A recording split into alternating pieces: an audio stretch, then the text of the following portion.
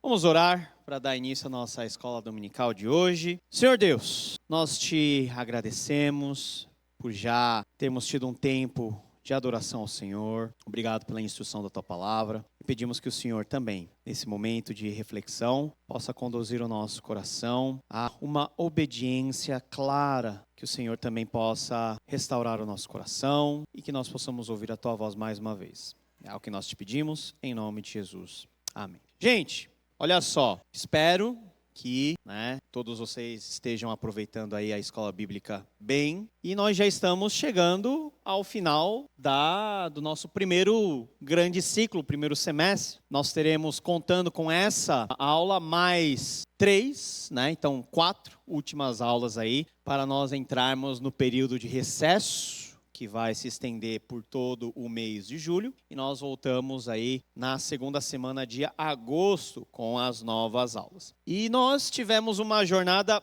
bastante interessante, no sentido de muita instrução, na verdade. Então, nessa etapa final, eu escolhi, e faz parte do nosso planejamento, nós termos uma pegada um pouquinho mais devocional, de reflexão, até para a gente poder digerir tudo de informação que nós tivemos até agora, e vocês têm acesso a todos os slides e tal, mas esses últimos 4 encontros são 4 encontros muito especiais, porque serão baseados nesse livro aqui, Surpreendido por Jesus. Alguém já leu esse livro aqui? Esse livro aqui, na verdade, é a sequência de um outro, do mesmo autor, Danny Ortland, é um pastor presbiteriano dos Estados Unidos. Ele escreveu um livro chamado Manso e Humilde, que é um livraço também. Esses 2 livros foram as minhas melhores leituras no ano passado. Então, de tão bom que eles foram, eu resolvi trazer para a gente ter meio que uma experiência de clube de livros, sabe? Mas algo bem mais direcionado. E é lógico, o meu desejo é poder ler capítulo a capítulo com vocês, tal, discutir. Mas se a gente fizer isso, a gente não sai desse livro esse ano. Então, o livro tem 12 capítulos, mas nós vamos condensar esses 12 capítulos nos 4 encontros. E qual que é o cerne desse livro, pessoal? O cerne desse livro é nos convidar a conhecermos um pouquinho mais sobre Jesus no seu lado subversivo. Quando a gente fala subversivo, é um negócio, uma faceta meio diferente, meio que a contrafluxo daquilo que Jesus ensinou, daquilo que era padrão da época. E o Danny Ortland, ele divide esse livro em 4 partes, que são exatamente as partes relacionadas aos evangelhos, aos 4 evangelhos. Então nós temos Mateus, Marcos, Lucas e João. Então é uma ótima leitura que vai te conduzir a uma visão, por um lado, introdutória, mas uma visão bem legal sobre como a graça de Jesus se manifesta nos 4 evangelhos. O subtítulo é A Graça Subversiva nos 4 Evangelhos. Então vamos ver um pouquinho sobre o conteúdo do primeiro capítulo, só para você ter um gosto daquilo que nós temos aqui nesse livro. E como você não está com o livro, eu vou convidar você a abrir a sua Bíblia comigo em Mateus capítulo 19. Mateus capítulo 19. Abra lá e nós vamos ver aí juntos essa parte. Mateus 19, nós vamos ver do versículo 16 ao versículo 28. 28 não, até o versículo 30. 16 ao 30.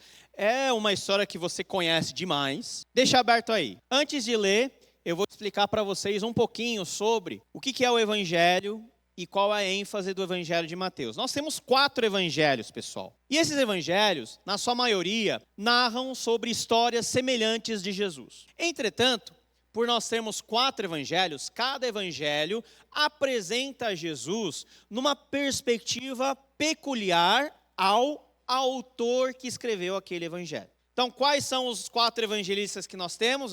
Pergunta de classe de criança. Primeiro é o Mateus, Marcos, Lucas e João. Você pode ter perguntado em algum momento da sua vida, mas por que 4 evangelhos? Se eu leio é um igual ao outro. É um igual ao outro, mas assim, não tanto. Você vai ler João, você vai ver que é um evangelho super diferente. Por quê? Porque João foi escrito por último. Então, João já tem os 3 evangelhos já escritos e ele faz uma apreciação mais, vamos dizer assim, mais geral e mais teológica sobre Jesus. Mas os 3 evangelhos, que são chamados de evangelhos sinóticos, ou seja, Mateus, Marcos e Lucas olham para Jesus de uma perspectiva parecida. Notem, parecida, não igual. Então, os três evangelistas contam histórias, as mesmas narrativas, mas com nuances diferentes. Ou seja, é a perspectiva do autor. O que o autor ele quer defender por meio da narrativa que ele está apresentando. Então, Mateus é o tema de hoje e você vai perceber que faz muito sentido essa história estar aqui justamente no Evangelho de Mateus. Porque o Evangelho de Mateus foi escrito por Mateus, óbvio, né? Não poderia ser por Lucas ou pelo Rodrigo, porque se chama Mateus. E Mateus era um dos discípulos de Jesus, não é? Mateus era o quê? Qual que era a profissão? Não vale dizer que é autista, hein? Mateus era o quê? Mateus era cobrador de impostos. Mas mais do que isso, Mateus era judeu. E Mateus escreve o Evangelho com 28 capítulos. Mas não é porque Mateus tem 28 capítulos que Mateus é o mais longo, porque o mais longo é Lucas. Lucas tem 22 capítulos, eu acho, ou 24.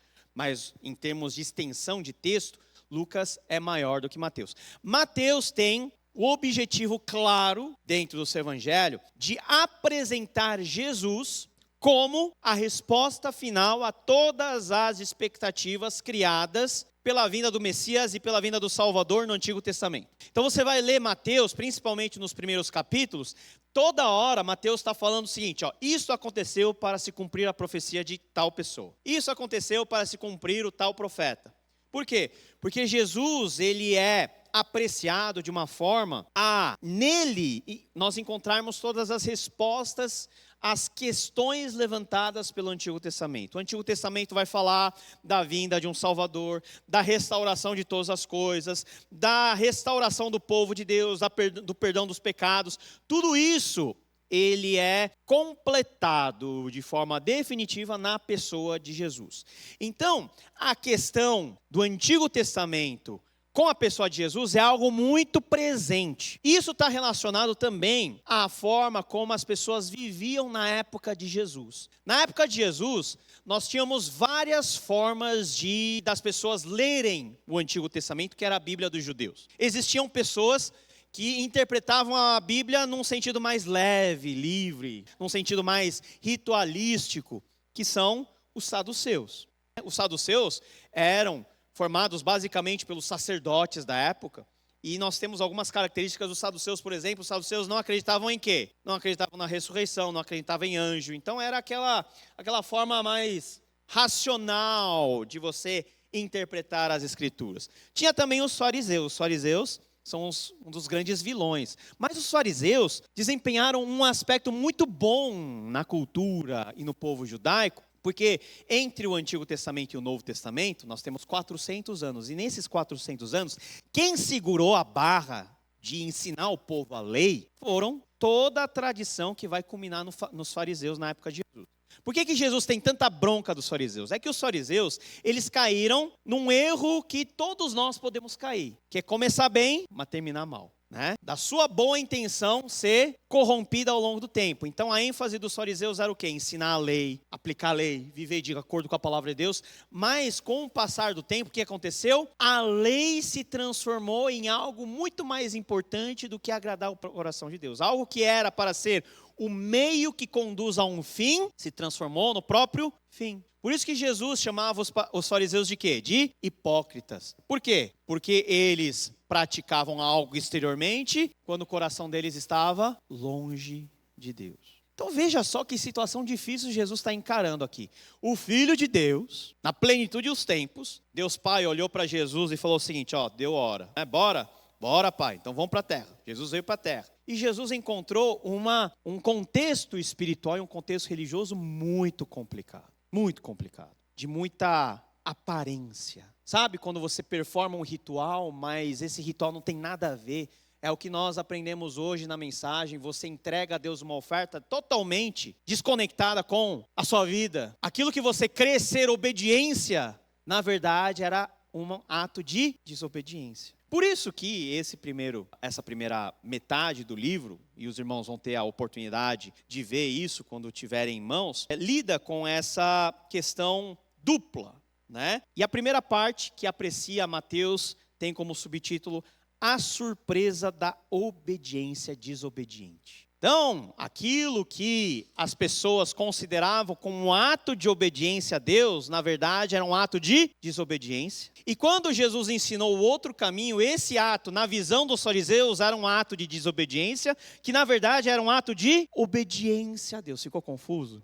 Aquilo que nós fazemos para Deus pode, por causa da nossa fraqueza, ser corrompida. Vamos pegar como exemplo o apóstolo Paulo.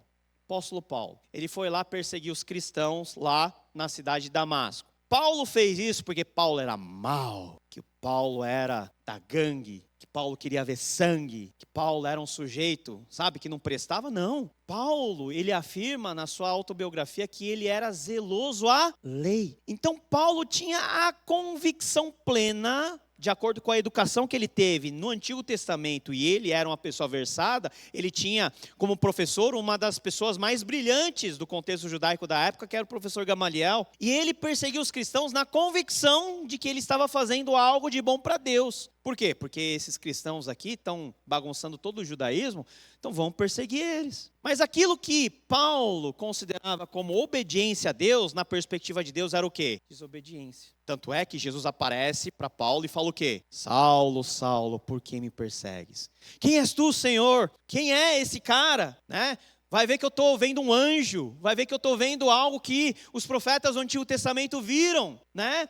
Vai ver que eu sou uma pessoa privilegiada, eu estou no caminho certo. E o que aquela voz diz? Eu sou Jesus quem você persegue. Ih, me dei mal então. Aquilo que eu estava fazendo, com a convicção que eu estava obedecendo a Deus, na verdade estava desobedecendo a Deus. Depende da perspectiva com qual você aprecia as coisas. Às vezes, você tem que ser desobediente aos padrões estabelecidos pelo mundo. E pelas nossas próprias interpretações sobre a própria palavra de Deus, que as pessoas acham convenção, mas que nós temos a convicção de que Deus não está nesse negócio. E às vezes as pessoas podem nos chamar de desobedientes, mas na verdade diante de Deus nós estamos sendo obedientes e isso acontece. E isso é a tônica no Evangelho de Mateus. Jesus sempre está discutindo com a liderança religiosa, tentando chamá-los ao quê? Ao que é o cerne da lei. Então, o pessoal ficou muito legalista, sabe? Legalista e moralista. Então, o cara pega a lei e a lei vira o quê? Vira o seu próprio Deus. Você vive em função daquela lei e esquece que aquela lei, ela tem um propósito muito maior do que regular aquilo que você pode ou não pode fazer. A lei tem um espírito. Não é quem faz direito aqui. Não tem o espírito da lei? Não tem a intenção do constituinte?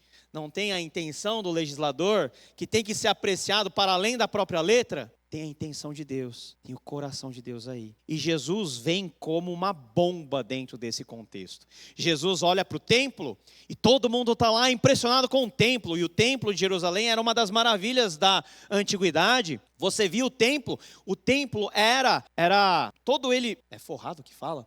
Todo ele forrado com revestido, é lógico que vai saber, né? Com pedra branca que era polida, então batia o sol no templo, o templo literalmente brilhava. E todo mundo subia para o templo, aquele negócio suntuoso, que na época de Herodes era aquela maravilha toda. E o pessoal impressionado, e Jesus olhava para o templo e falava o quê?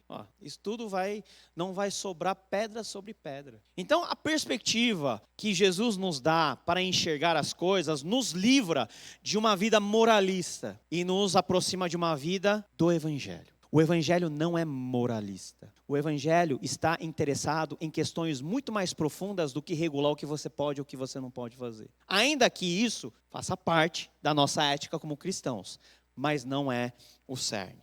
Tendo feito esse preâmbulo, veja só a história que nós temos aí em Mateus capítulo 19, a partir do versículo 16. Eis que alguém se aproximou de Jesus e lhe perguntou: Mestre, o que farei de bom para ter a vida eterna? Quem pergunta isso está perguntando em que sentido? Jesus, o que eu tenho que fazer para passar na média?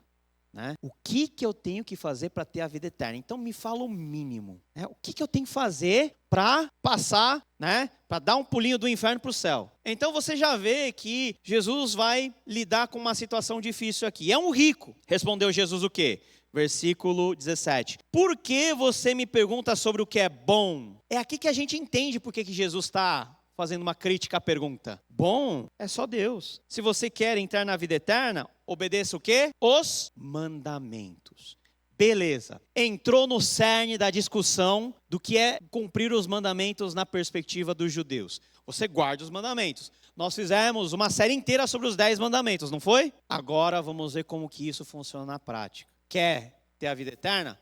Guarda os mandamentos. Aí o jovem rico pergunta o quê? Quais? Quais que eu tenho que guardar? Quais que eu tenho que guardar? E Jesus responde: não matarás, não adulterarás, não furtarás, não darás falso testemunho, honra o teu pai e tua mãe, amarás o teu próximo como a ti mesmo. Que ninguém ama contra, né? Gente, eu vou dar 1 minuto para você. Lê de novo esses mandamentos e me fala qual mandamento está faltando aí. Quais mandamentos estão faltando? Quais estão faltando? Primeiro está faltando. Não terás outros deuses além de mim. Segundo está faltando também? Está faltando. Não farás para ti imagem para adorá-los. Terceiro está faltando? Está faltando. Qual que é o terceiro mandamento? Terceiro mandamento. Não tomarás o nome do Senhor teu Deus em vão. E o quarto mandamento? Guarda o sábado. Cadê esses mandamentos? E está faltando um também, lá no fim, que é o quê? Não cobiçarás. Quando nós lemos a Bíblia, nós temos que ler com um olho atento. Sempre perguntando, por que está escrito assim? Os mandamentos são 10, não é? Então, caiu fora 5. Então, só 5 são citados. E esses 5 são citados, são mandamentos que regulam o quê? O nosso relacionamento prático em relação ao outro. Não matarás, não adulterarás, não furtarás, não dirás falso testemunho. Tudo é em relação ao outro. Faltou o não cobiçarás. Por que o não cobiçarás não entra aqui? São questões que dentro dessa conversa nos fazem entender um pouquinho sobre essa graça subversiva de Jesus. Até aqui tudo bem? Você está entendendo aonde Jesus quer chegar com tudo isso? Então, o Daniel Ortland, ele reflete sobre todas essas coisas. Por exemplo, aqui, qual que é o trecho aqui? Ele fala sobre os mandamentos, de a página aqui.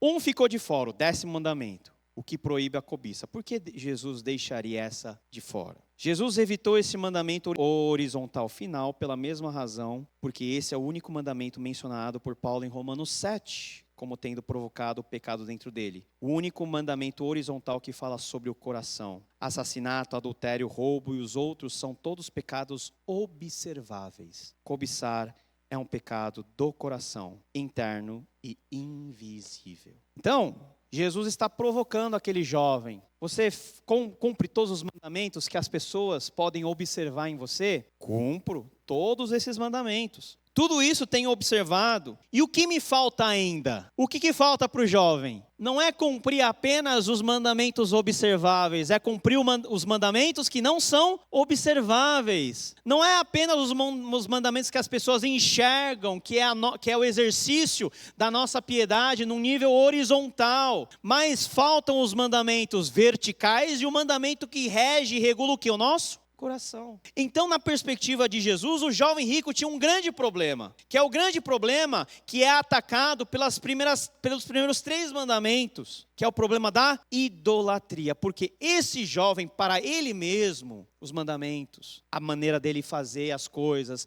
de forma legalista, ele mesmo era o Senhor da sua vida, ele mesmo era o próprio ídolo. Tudo isso tem observado. As pessoas sabem que eu sou assim. Eu não matei ninguém. Você fala isso, mas eu não matei ninguém, eu não roubei ninguém. Eu sou gente boa. Todo mundo sabe do meu proceder. Mas será que apenas esse aspecto exterior é um aspecto que realmente conta? Nós vimos na mensagem que tudo que nós fazemos em forma exterior, ela nasce da onde? Do nosso coração. E o nosso coração é o quê? É o solo que Deus trabalha. Se você quer ser perfeito, olha o versículo 21. Vá, venda os seus bens e dê o dinheiro aos pobres e você terá um tesouro nos céus. Todo o compromisso que ele tinha era em relação às pessoas que conheciam ele, as práticas que ele tinha de forma visível. Esse jovem rico não tinha um compromisso com o quê? Com os céus. Porque não há menção dos mandamentos iniciais aqui. E como ele não tem um compromisso com a dimensão vertical que nos liga a Deus,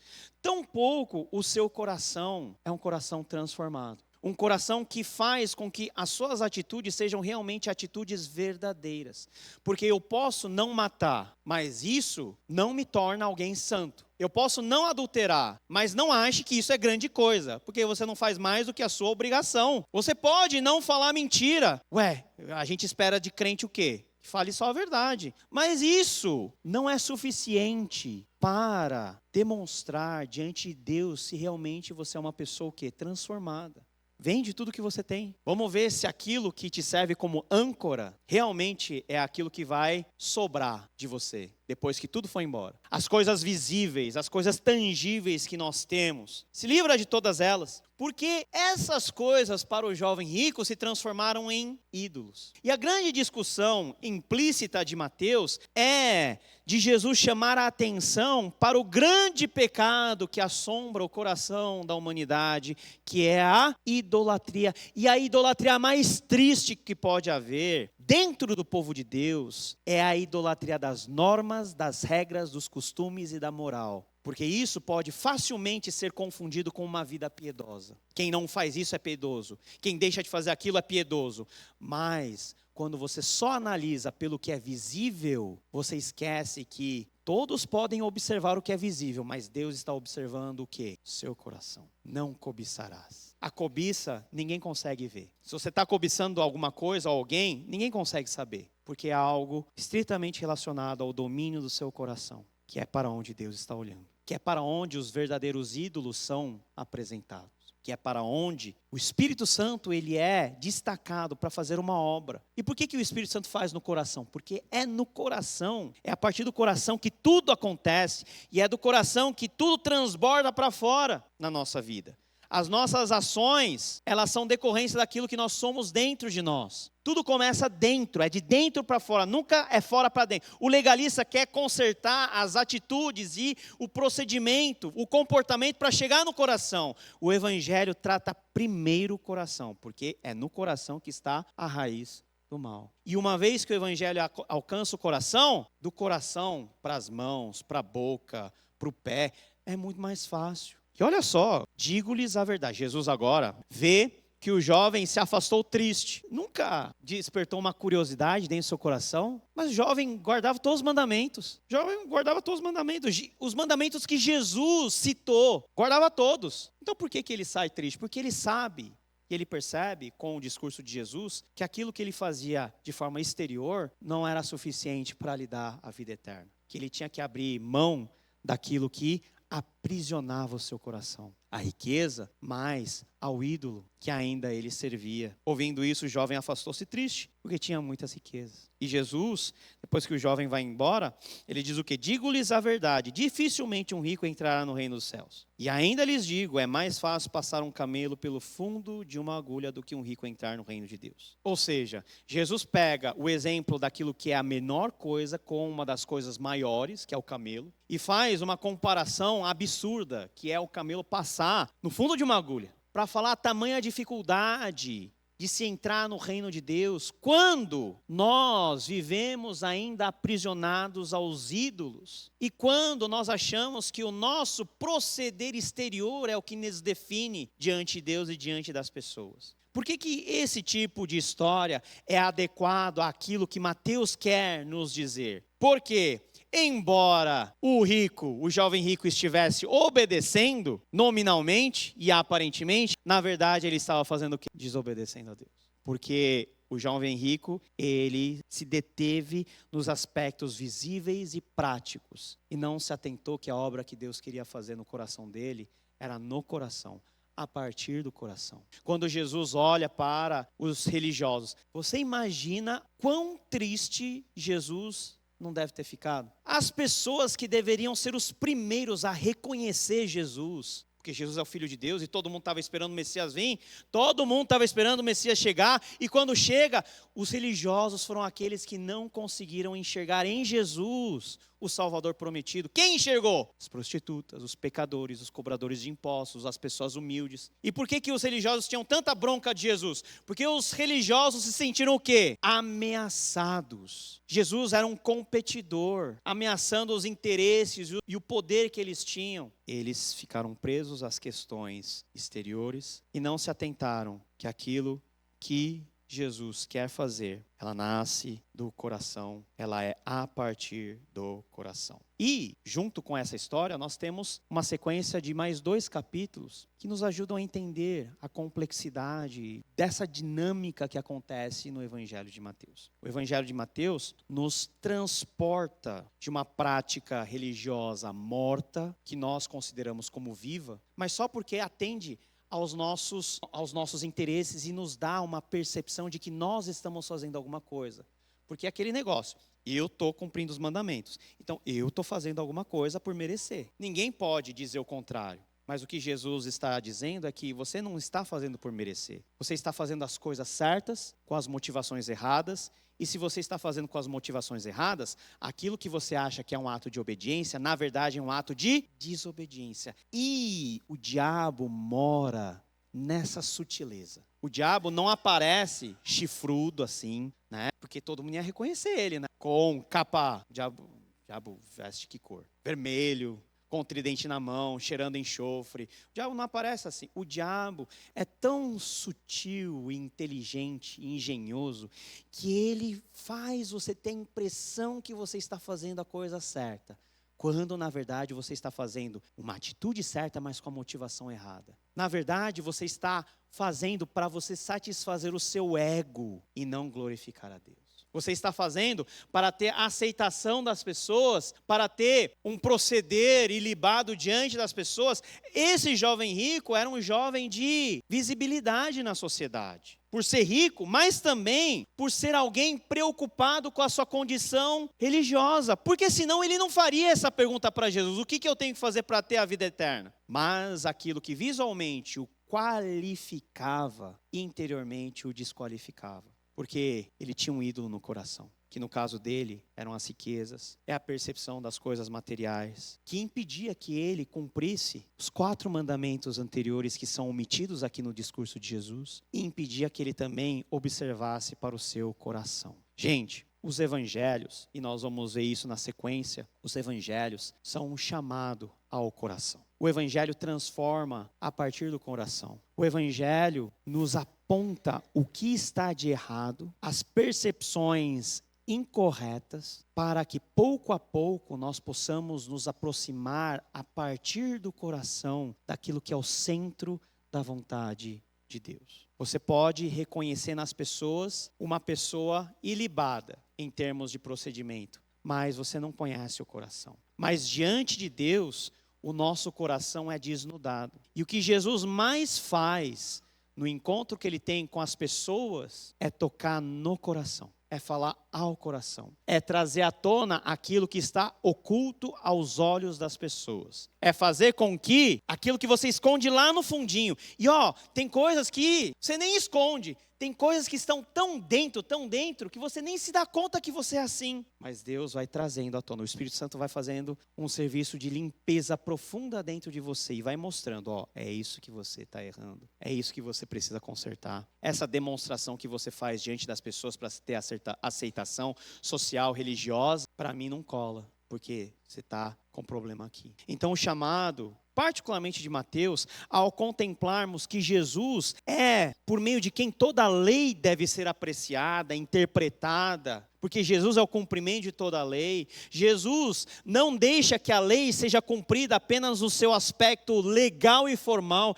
Jesus nos traz a experiência da lei, nos estabelecendo nele mesmo o modelo. E você não vê Jesus apenas fazendo coisas por fazer. A Bíblia diz que Jesus amou seus discípulos e amou até o fim. É um espírito sacrificial, é uma disposição totalmente diferente, a nossa disposição de cumprirmos etapas religiosas para nos sentirmos melhor e para termos a aprovação das pessoas. O evangelho caminha numa sintonia diferente. Caminha numa direção bem diferente daquilo que nós mesmos achamos como correto. Por isso que quando nós temos essa vida cristã, e quanto mais nós vamos avançando, e quanto mais os anos vão passando, nós temos que ter um cuidado muito grande para nós não cairmos no erro dos fariseus. Porque fariseu, ninguém quer ser fariseu. Todo mundo vai se tornando fariseu ao longo do tempo. E depois que virou um fariseu, não admite que é fariseu. Porque já acha que o jeito dele é o jeito correto. E que outras formas de se pensar e de viver é meninice. Essa avaliação constante que o evangelho nos conduz a ter. E Mateus, nesse sentido, quando vocês forem ler Mateus, sempre com essa lupa, com esse radar ligado. Daquilo que Jesus quer fazer, em tirar-nos de um formalismo morto e nos apresentar o caminho de vida, de nos conduzir a um caminhar que pode ser desobediente aos padrões humanos, mas que é obediente aos propósitos de Deus. Porque tudo depende de quê? Da perspectiva de quem está te aprovando. Se você busca a aprovação dos homens, você vai viver de acordo com a contentar só a visão, sabe? O que eu tenho que fazer para ter a vida eterna? Qual que é o mínimo necessário para eu poder passar na média? Mas quando você está com o seu olhar ligado no coração de Deus, você não consegue fazer só o mínimo necessário. Você não faz o mínimo necessário para quem você ama. Quanto mais, melhor. Com mais intensidade, com mais coração. Jesus, ele faz esse chamado de nós sairmos dessa visão de fazer por fazer e termos o nosso coração à disposição de Deus para que a partir do coração a gente possa fazer todas as coisas. Porque com o coração transformado, aquilo que nossas mãos vão fazer, aquilo que nossa boca vai falar, por onde os nossos pés percorrerem, será com certeza cada vez mais adequado à vontade boa, perfeita de Deus. Por isso que é uma graça subversiva. Subversiva em relação aos padrões de quem? Aos padrões humanos, aos padrões da religião, aos padrões daquilo que é estabelecido. Jesus não tem compromisso com essas coisas, Jesus tem compromisso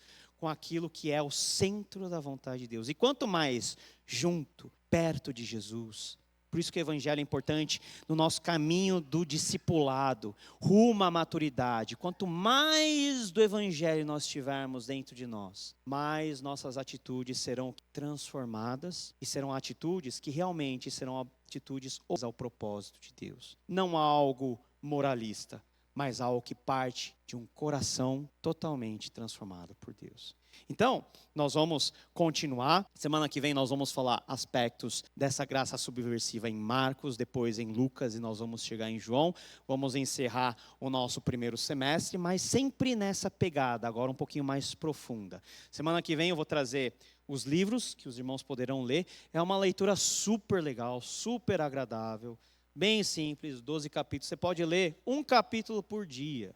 Né? E eu sou o cara de um capítulo por dia, aliás, né? Então, um capítulo por dia, 12 dias você já mata, você já vai ler o livro antes de terminar a série aqui, tá? Então, é um jeito diferente para a gente encerrar esse semestre de forma um pouquinho mais leve de conteúdos densos, mas uma pegada mais profunda de você também participar desse processo lendo.